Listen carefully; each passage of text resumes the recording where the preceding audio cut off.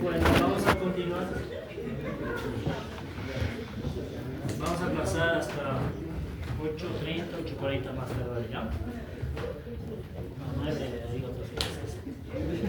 No quiero repartir. Ok. Bueno, ahora vamos a pasar a lo que es secreción y reabsorción tubular. Prácticamente esto deberíamos darle en 2, 3 clases como lo hemos hecho, pero vamos a tocar puntos bien importantes. Acá en este esquema tengo todo lo que es el segmento tubular: proximal, asa de Henle, túbulo distal, conducto, colector. Muy bien. Vámonos puntualmente iniciando por lo que es el túbulo proximal. Muy bien, lo que ustedes deben recordar: en el túbulo proximal se reabsorbe entre el 60 al 65% de sodio y agua. Muy bien. Los mecanismos por los cuales se van a reabsorber sodio y agua pueden ser transporte activo primario y secundario. Muy bien.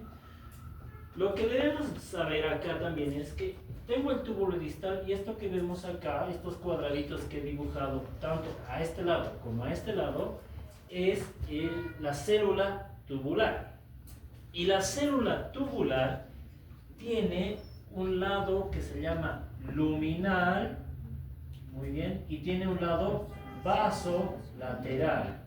El lado luminal, como el nombre lo dice, está viendo la luz del túbulo. Y el lado vasolateral es la base de la célula, que también está en contacto con el vaso sanguíneo peritubular. Eso es lo principal que debemos ir conociendo. El lado luminal del túbulo proximal tiene una característica: tiene un borde en cepillo, o sea que tiene varios cilios que permiten aumentar la capacidad de absorción del túbulo proximal. Bueno, ¿cómo se inicia la reabsorción de sodio y agua? Se inicia gracias a este transportador que ustedes ya lo conocen, que se llama transportador de sodio potasio ATPase, que lo que dice es que saca 3 sodios fuera de la célula e introduce 2 potasios, ¿no? Este es un transporte activo primario porque gasta energía, que se conoce como ATP. Muy bien. El transporte activo se define como el transporte de sustancias o solutos a través de una barrera semipermeable contra un gradiente de concentración utilizando energía, en este caso ATP. Nuevamente, transporte activo es el transporte de sustancias, solutos o elementos a través de una barrera semipermeable, pero contra un gradiente de concentración, muy bien, utilizando energía, que es muy diferente a la difusión, que es a favor de un gradiente de concentración. Muy bien. En este caso, este es un transporte activo primario porque la energía o el ATP que se está gastando es para mover los solutos de este transportador. Gracias a que este transportador saca más cargas positivas fuera de la célula de las que entra en la célula, porque solo está ingresando 2 potasios, la célula, ¿no?, genera una carga negativa que, según nuestro texto de referencia, el de Guyton, genera una carga intracelular de menos 70 milivoltios. Muy bien. Ahora, como el sodio intracelular está siendo sacado fuera de la célula hacia el lado vasolateral, la concentración de sodio intracelular también va a bajar. Muy bien. Tengo 2 factores: baja la concentración de sodio intracelular y la célula se vuelve en su interior mucho más negativa. Ahora, del otro lado se está filtrando la sangre, el plasma en realidad, y está llegando sodio en gran cantidad al tubo. Entonces, gracias a que este es negativo, el espacio intracelular, negativo atrae a positivo, y además que la concentración de sodio a nivel intracelular es menor, pues se va a mover sodio en el sentido del túbulo a la célula tubular. Pero en este caso utiliza este transportador, ¿no? Este transportador que mueve sodio del espacio tubular hacia la célula, pero arrastrando esto, la glucosa. Y este es un transporte activo de tipo secundario. El transporte de tipo secundario se divide en tipo cotransporte y contratransporte. Cotransporte es cuando mueven los dos solutos en el mismo sentido, como en este caso, sodio más glucosa. Muy bien. Y de esa manera el sodio y la glucosa se van a reabsorber. Muy bien. Este transportador actualmente, para que ustedes lo conozcan, se conoce como transportador SGLT. Muy bien. Y hay de dos tipos, el 1 y el 2. El más principal y funcionalmente es el de tipo 2. Y actualmente los inhibidores o bloqueadores de este transportador SGLT2 son objetivos terapéuticos para tratar enfermedades como la diabetes, sobre todo cuando tienen complicaciones cardiovasculares, cuando tienen complicaciones renales. Existen estos medicamentos actualmente en nuestro medio. Nos sirve para controlar mejor los niveles de glucosa, nos sirve para evitar o disminuir los eventos cardiovasculares en diabéticos, como infartos, accidentes vasculares cerebrales o muerte cardiovascular. Y al mismo tiempo, estos fármacos que bloquean a los SGLT2 o inhibidores de SGLT2 se utilizan en diabéticos para evitar que lleguen a desarrollar mayor daño renal. Actualmente los utilizamos. Lo malo es que son muy caros. Cada tableta vale 10 bolivianos y hay pacientes que tienen que tomar una tableta por día. Imagínense, en un mes son 300 bolivianos, ¿no? Entonces actualmente es muy difícil incluso adquirirlos, pero son buenos medicamentos. Muy bien. Ok. Bueno, hasta ahí está claro, ¿no? Ahora, ese era un tipo de cotransporte. Ahora, existe el mismo mecanismo. La bomba de sodio-potasio ATPasa saca sodio e introduce potasio. El sodio intracelular disminuye. Muy bien. Y va a ingresar el sodio dentro de la célula. Pero puede también ya secretar otros iones, como el hidrógeno. Ese es un contratransporte. Muy bien. Porque introduce uno y saca el otro. Ok. Ahora, vamos a la segunda parte.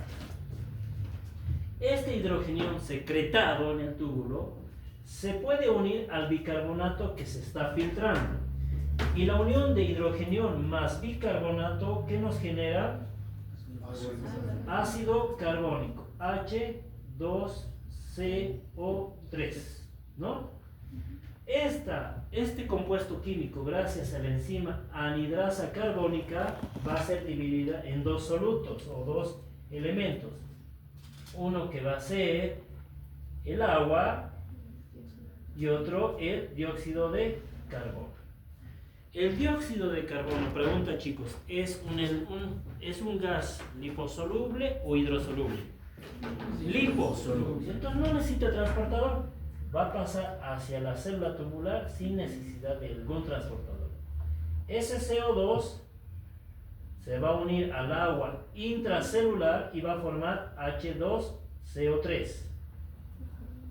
Y este luego se va a dividir en hidrogenión y en bicarbonato. Muy bien. Este hidrogenión es secretado nuevamente y el bicarbonato pasa ¿hacia dónde? Hacia la sangre peritubular. Muy bien. Y de esa manera se reabsorbió bicarbonato. ¿Listo? ¿Y qué pasa con el agua? El agua se sigue eliminando a través de los túbulos. ¿Listo? Eso es el túbulo proximal. También recordad que en el túbulo proximal se reabsorbe calcio, se reabsorbe urea, se reabsorbe fósforo. Muy bien, en un 50-60%. Pero ya entrar en detalles no nos da tiempo. Muy bien, vámonos al asa descendente de Henle. Esta área es permeable al agua, se reabsorbe agua, muy bien, en un 20% aproximadamente, pero no se reabsorbe solutos. No se reabsorbe solutos. Quiere decir que esta área, del área descendente de Henle, concentra o diluye la orina. si se reabsorbe más agua, concentraría, se van a quedar más solutos. Muy bien. Sigue fluyendo el líquido tubular a través del asa ascendente al asa de Henle. La porción fina, muy bien, la porción fina del asa ascendente de Henle también reabsorbe agua, pero parcialmente. En realidad, ya en el asa ascendente de Henle se va a reabsorber solutos, pero ya no se va a reabsorber agua. Llega agua acá y no se reabsorbe el agua. Muy bien, pero sí se reabsorbe solutos. Al no reabsorberse agua, el segmento ascendente grueso de Henle diluye o concentra la orina. Diluye, hay más agua en el túbulo, entonces lo va a diluir. Esta área concentra la orina, esta parte la diluye. Muy bien.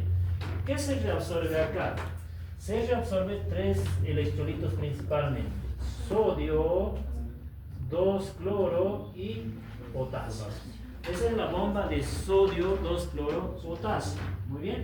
Y esto permite reabsorber entre el 20 a 25% de sodio principal. Muy bien. Ok. Llegamos a este segmento que se llama túbulo distal. El túbulo distal tiene dos porciones. Una porción inicial y una porción final. Muy bien, repito, el túbulo distal tiene una porción inicial y una porción final. Eso hay que saber distinguir, por eso lo he dibujado de dos maneras diferentes o de dos colores diferentes. La porción inicial tiene un cotransportador llamado sodio-cloro, que reabsorbe aproximadamente el 5% de sodio. Muy bien, ese es el cotransportador sodio-cloro en la porción inicial. En la porción final existen dos tipos de células: las células principales y las células intercaladas, que tienen una función completamente diferente. Las células principales, muy bien, van a responder a una hormona. Esa hormona se conoce como aldosterona. Muy bien, la aldosterona. Vamos a recordar que la aldosterona se produce en la corteza suprarrenal, estimulada y liberada gracias a ¿quién? A la angiotensina 2. Una vez que la corteza suprarrenal libera aldosterona a través de la sangre, llega al túbulo distal y actúa en las células principales gracias a los receptores de aldosterona en las células principales. ¿Cuál es el efecto? Reabsorbe sodio y secreta potasio.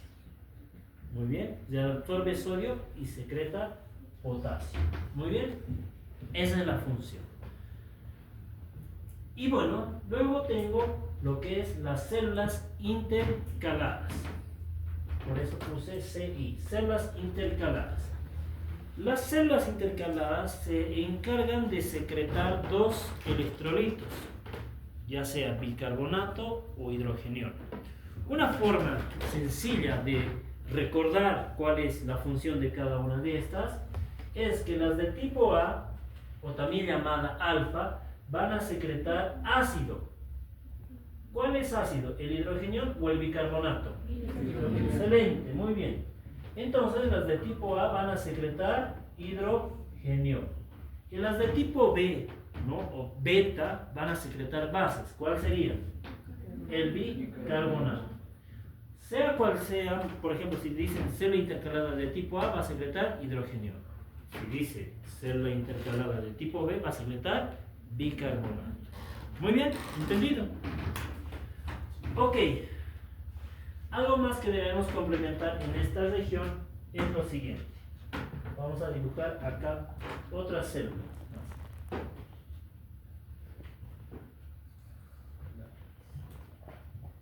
Vamos a dibujar acá otra. Seguimos en el túbulo distal, muy bien. Y si queremos en el conducto colector. Muy bien, ahí tengo las células. Túbulo distal. A este nivel, ¿qué pasa con el agua? Vamos a recordar. El agua se reabsorbe en el 60% en el túbulo proximal, se reabsorbe en el asa descendente de Henle, en el asa ascendente no se reabsorbe, y en el túbulo distal, ¿qué sucede? Va a depender la reabsorción de agua siempre y cuando exista una hormona llamada ADH, llamada que significa antidiurética, o el otro nombre es llamada vasopresina, que se produce en el núcleo supraóptico y paraventricular del hipotálamo y se almacena ¿dónde? En la neurohipófisis. Muy bien. La ADH estimula a las células del túbulo distal a que reabsorban agua. Muy bien. Significa que cuando se produce ADH se va a reabsorber agua en el túbulo distal en un 5% también. Si no existiese ADH o antidiurética, ¿se va a reabsorber agua? No, no se reabsorbe agua. Muy bien. Por ejemplo, ¿qué factores bloquean la secreción de ADH? Por ejemplo, lo que bloquea la secreción de ADH es la ingesta de alcohol. Muy bien. Cuando se consume alcohol, se bloquea la liberación de ADH. Si no hay ADH, pues lo que sucede es que no se va a reabsorber agua en el túbulo distal. ¿Cómo va a estar la orina? ¿Concentrada o diluida? Sí. No. Si no se reabsorbe agua, el agua queda en el túbulo distal, entonces esta persona va a orinar más diluido, va a orinar en mayor cantidad. Muy bien. Entonces, cuando una persona ingiere alcohol, pues por eso orina más veces. Muy bien. El ADH actúa en el túbulo distal y también en el conducto colector. Ahora, ¿qué también es importante en el conducto colector, además de que se va a reabsorber agua? Se va a reabsorber agua gracias a ADH.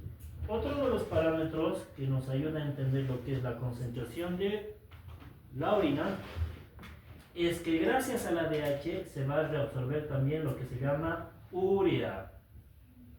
Muy bien, urea.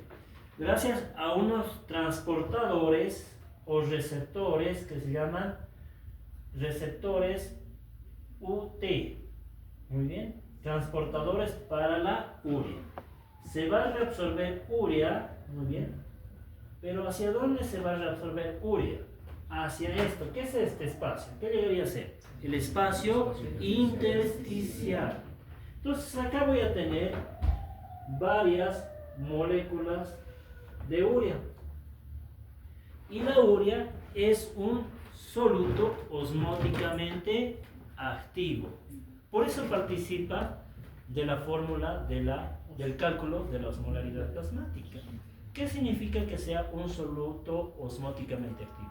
Significa que atrae agua.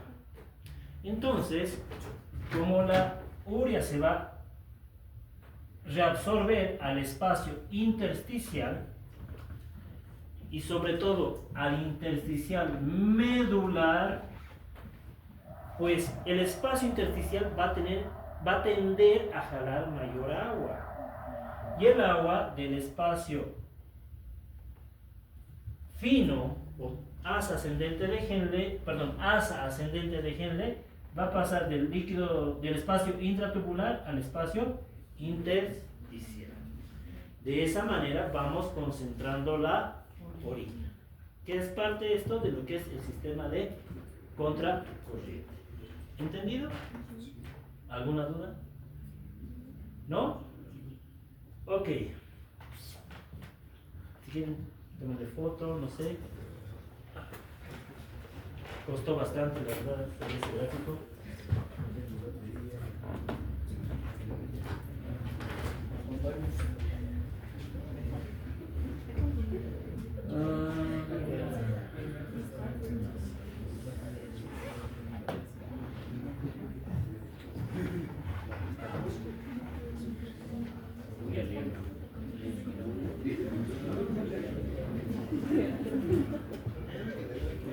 Bueno, avanzamos un poquito de examen de orina, ¿sí? Ya, tenemos un par de minutos más.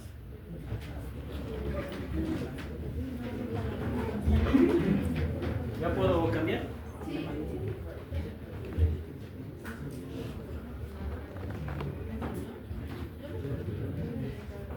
Vámonos con lo que es examen de orina. Tres cosas. El examen de orina tiene tres partes. El examen físico, el examen químico y el examen de sedimento o microscópico. Vamos a tocar los puntos más importantes. El examen físico está compuesto por color, olor, ¿no? Espuma, densidad, muy bien, pH, muy bien, ¿qué más me falta acá? Aspecto, muy bien, color, olor, espuma, densidad, pH, aspecto y volumen. Bueno, esto es para revisar, no es muy complicado. Color amarillo, ¿no? Claro, amarillo pajizo o amarillo ámbar. Olor sui generis, ¿qué significa sui generis? La orina huele a orina, es propio. La espuma no debería existir, muy bien. Podría existir, ¿no? Siempre y cuando sea leve, transitoria y casi cristalina, ¿bien? La densidad representa la cantidad de solutos en relación al agua, que es de 1010 a 1020. pH, generalmente la orina es ácida, entre 4.5 a 7 de pH. El aspecto debe ser límpido. Y el volumen. Ahí vamos a hacer un paréntesis. Y esto creo que no logramos explicar en la teoría. Hay algo que se llama diuresis horaria. Muy bien. ¿Cuánto es lo que debería orinar una persona normalmente? Dice, lo normal es de 0.5 a 1.0 ml por kilogramo por hora. Muy bien, por hora es esto. Ok. Entonces, si yo tengo un sujeto varón de 22 años de edad, muy bien, que pesa 50 kilogramos,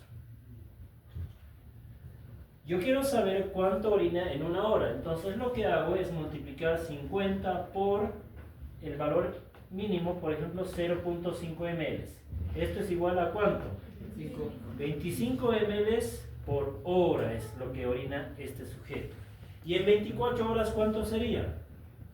25 por 24, ¿cuánto es? A ver, agarren mi calculadora. ¿Cuánto sale? 600. Una persona de 50 kilogramos mínimamente debería orinar 600 ml en 24 horas. Muy bien. O si tomamos en cuenta este valor de 1.0, ¿cuánto sería? El doble, 1200 ml en 24 horas. Ok, esto es sencillo. Pero para la parte práctica, digamos, cuando nosotros estamos en la vida hospitalaria, pues no lo calculamos de esa manera, lo calculamos a la inversa. Por ejemplo, me llaman a mí, doctor, tenemos un paciente que me está orinando, está con creatinina elevada. Yo tengo que ir a ver si el paciente tiene una buena diuresis horaria. Entonces, por ejemplo, me suele tocar pacientes, digamos, femenina de 45 años de edad, diabética, y me dice la enfermera, sí doctor, orinó, veo en la historia también, me dice orinó, no sé, 500, no, pongamos 420 ml el día de ayer, que es ayer, lunes, ¿no? El día de ayer, en 24 horas. Entonces lo que yo hago es, para saber cómo calculo su diuresis horaria, pues lo que hago es 420 divido entre 24 horas. Muy bien, ¿cuánto es? 420 dividido entre 24. 17,5 ml por hora es lo que orina esta persona. Pero yo tengo que saber la diuresis horaria por hora y por kilogramo de peso. Entonces, estos 17.5 lo divido entre el peso del paciente. ¿Cuánto es? 45 kilogramos, ¿no? edad, ¿no? Ya digamos que es su peso igual, ¿ya? 45 kilogramos. No, le pongamos, no, estaría muy desnutrida la paciente. 65, esta es la edad y vamos a ponerle de peso 65 kilogramos. Muy bien. Dividan entre 65, que esa es un peso más ideal, porque el 45 ya es una persona, probablemente si es muy bajita, tal vez su peso ideal, pero raro es el que pese así. Divide entre 65 kilogramos, ¿cuánto nos da? 0.27. Ya, 65 kilogramos, esto es igual a 0.27 ml por hora. Significa que si lo mínimo es 0.5, esta persona está orinando 0.27. Esto se llama diuresis horaria. Muy bien. Y esto les va a servir para ya los siguientes años, cuando estén en semiología, nefrología, cardiología. ¿Cuál es la diuresis horaria? Les van a preguntar. Y de esa manera se saca. ¿Ok? Ahora hay alteraciones del volumen de la orina. Hay lo que es la oliguria, la anuria, la poliuria. ¿Qué es la oliguria? Oligo es poco, ¿no ven? Que orina poco. Pero ¿cuánto es poco en cuanto hablamos de volumen de orina? Cuando es menor de 400 ml en 24 horas. Cuando es anuria, A significa nada, ¿no? Sin nada de orina. Según algunos textos, que no orine nada o que orine menos de 100 ml en 24 horas. Muy bien, eso es. Y poliuria, de acuerdo a algunos textos, que orine mucho, pero ¿cuánto es mucho? Cuando es más de 3000 ml en 24 horas. Muy bien, o 3 litros.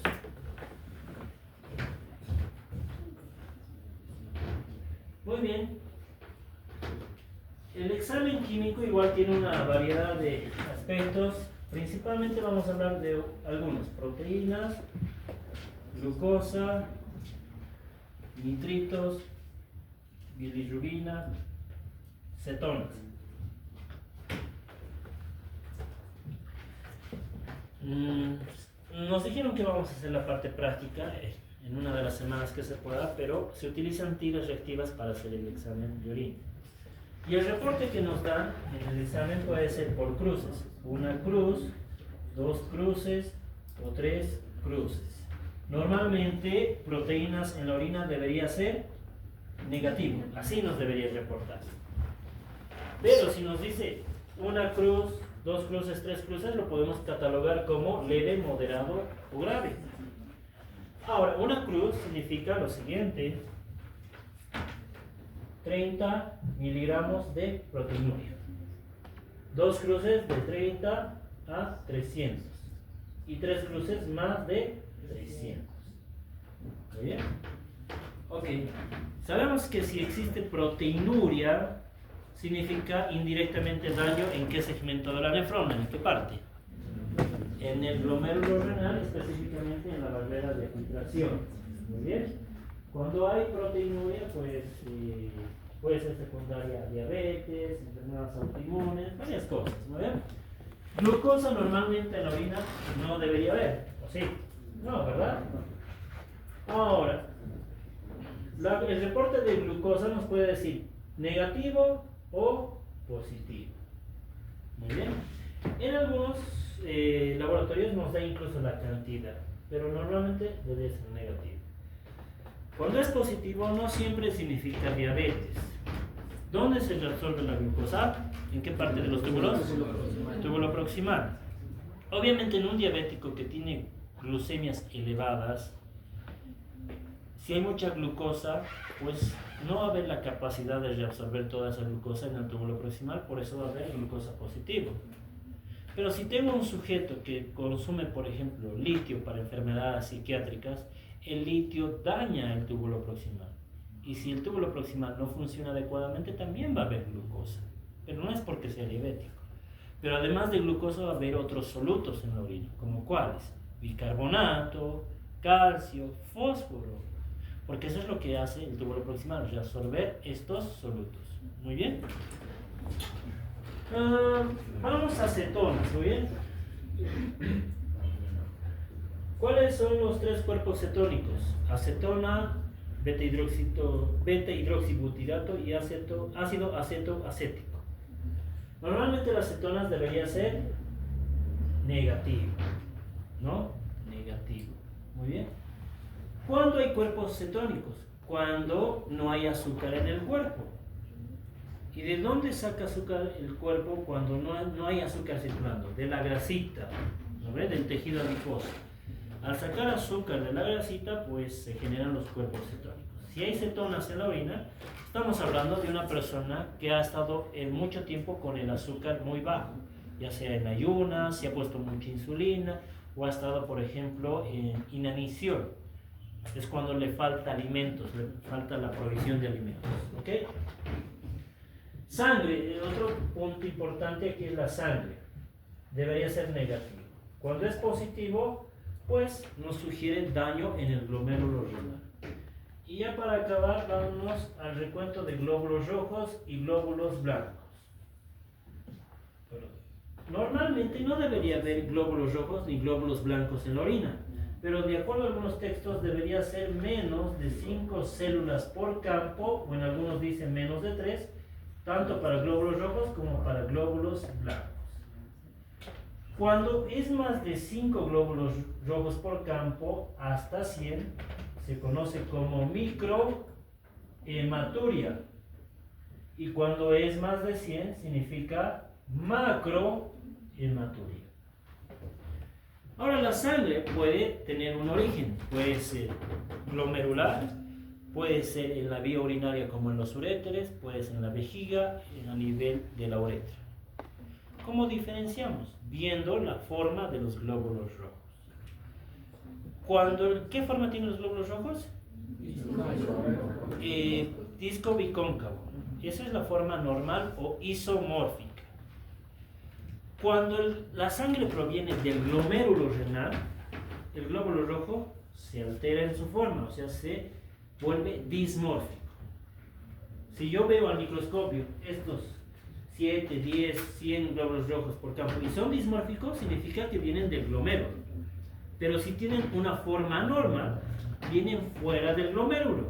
Puede ser pues el parénquima renal por la presencia de piedras, quistes, infecciones urinarias.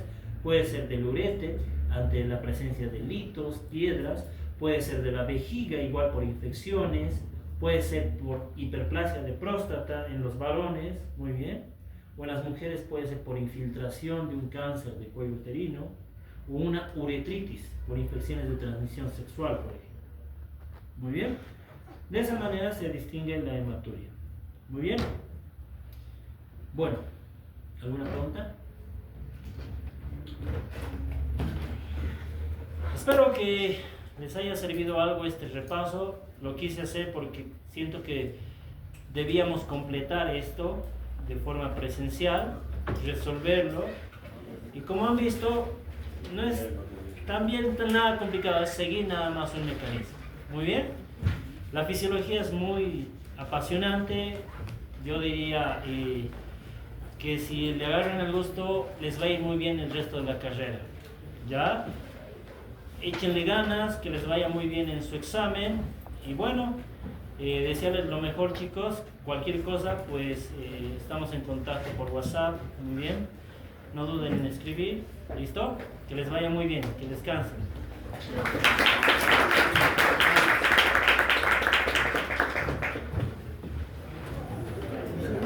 Gracias. ¿Cómo te pasa? No, pero no pregunto. Si quieres, mañana viene al hospital y ahí te paso.